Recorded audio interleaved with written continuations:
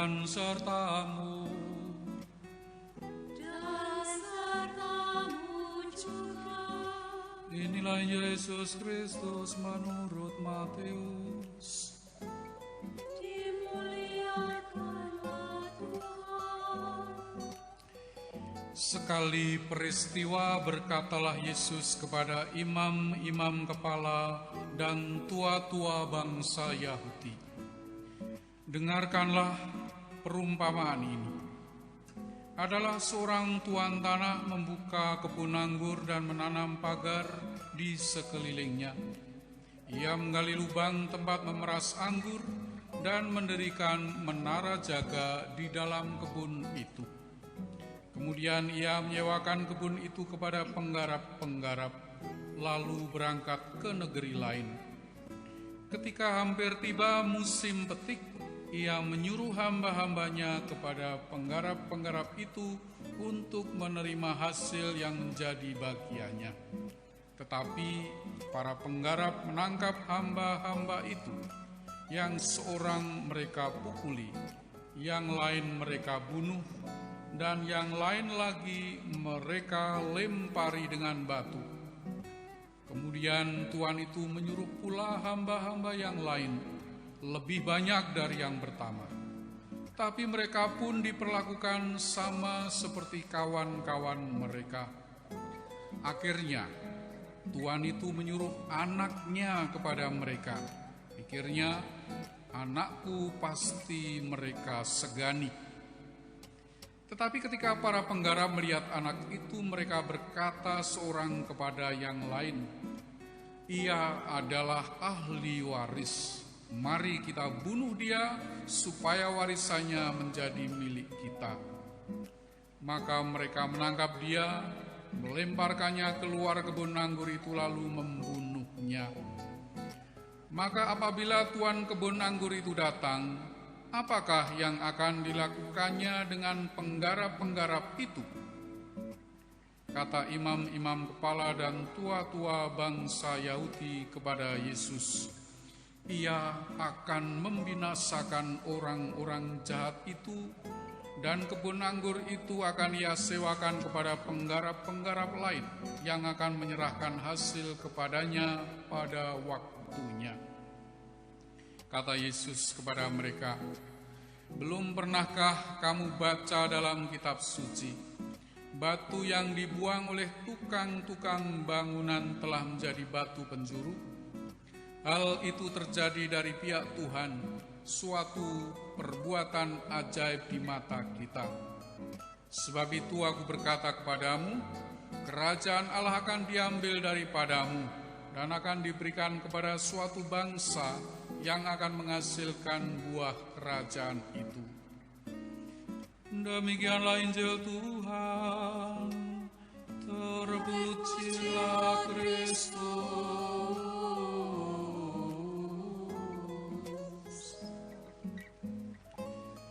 Anak-anak, adik-adik, remaja, OMK, Bapak, Ibu, dan saudara-saudariku yang terkasih.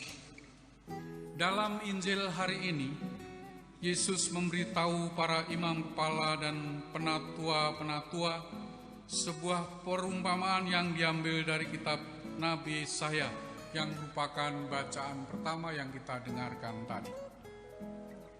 Sasarannya adalah orang-orang Yahudi.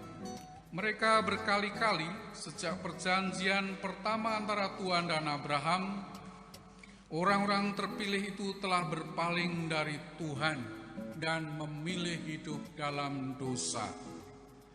Musa dan semua nabi dari waktu ke waktu memanggil bangsa Yahudi kembali kepada Tuhan, meminta mereka untuk bertobat dan memperbaiki jalan mereka, jalan hidup mereka. Tetapi berulang kali pula mereka jatuh kembali ke cara hidup mereka yang berdosa.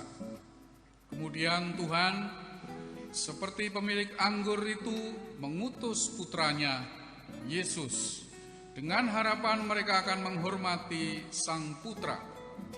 Tapi Yesus tahu bahwa dia akan mengalami nasib yang sama seperti putra pemilik kebun anggur, yaitu kematian. Yesus kemudian bertanya kepada mereka apa yang menurut mereka akan terjadi pada para pembunuh itu. Dan mereka memberikan jawaban yang benar. Dia akan bawa orang-orang malang itu ke kematian yang menyedihkan. Tetapi mereka tetap tidak mengerti. Mereka adalah orang-orang yang celaka. Mereka adalah orang-orang yang menolak anak Allah. Maka Yesus berkata, apakah kamu tidak pernah membaca dalam kitab suci? Apakah kamu tidak mengerti? Yesus adalah batu penjuru yang ditolak oleh para pembangun, orang-orang terpilih bangsa Israel. Dia menyimpulkan dengan memberitahu mereka bahwa kerajaan Allah akan diambil dari bangsa Israel dan diberikan kepada orang-orang yang akan menghasilkan buah kerajaan. Orang-orang yang akan menghasilkan buah kerajaan itulah kita-kita. Dengan baptisan kita ke dalam Kristus, kita telah menjadi orang-orang pilihan, umat Allah.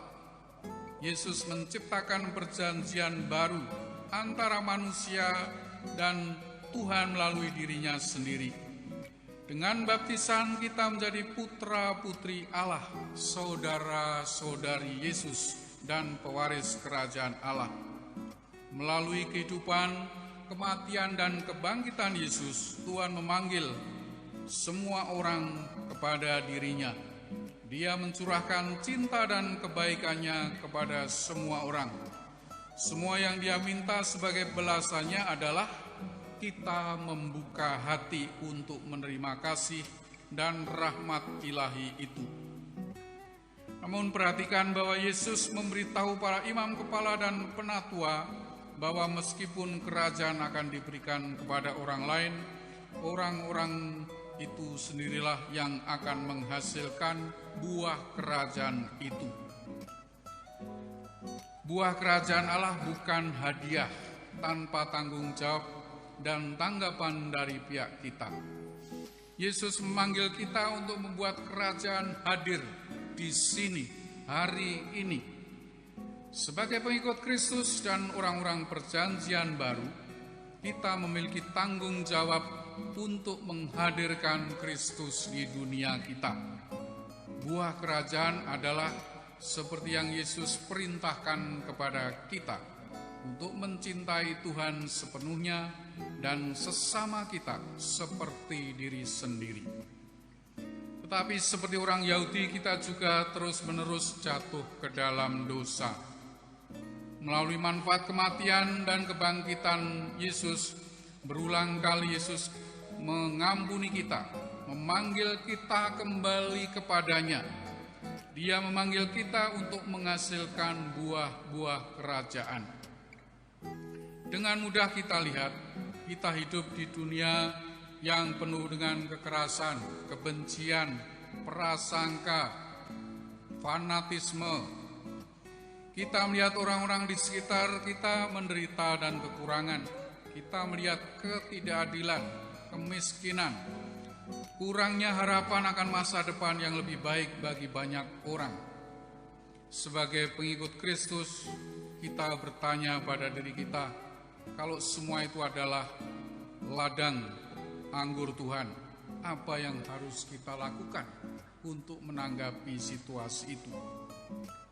Santo Paulus dalam bacaan kedua memberitahu kita untuk terus melakukan apa yang telah kita pelajari dan terima, kita dengar dan kita lihat. Kita tahu apa yang harus dilakukan. Jika tidak, sebaiknya kita mencari tahu.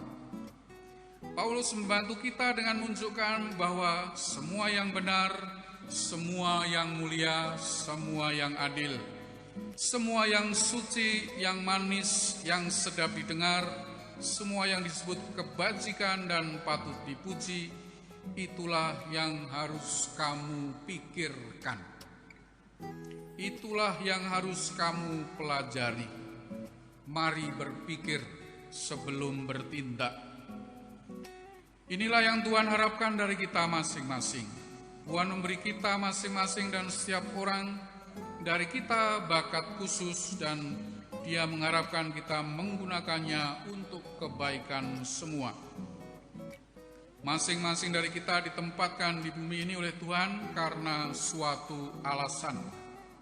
Kita perlu memahami alasan itu dan kemudian melakukannya dengan menggunakan bakat, kemampuan, dan kesempatan yang ada.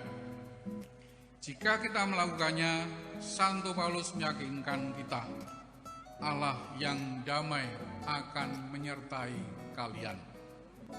Minggu ini saat kita melakukan tugas sehari-hari, marilah kita mengingat kata-kata dari bait pengantar Injil hari ini. Aku telah memilih kamu dari dunia, supaya kamu pergi dan menghasilkan buah, dan buahmu tetap. Mari kita berusaha mengembangkan hidup pribadi dan komunitas serta keluarga kita, supaya menghasilkan buah melimpah yang dapat dipersembahkan kepada Tuhan. Tuhan memberkati.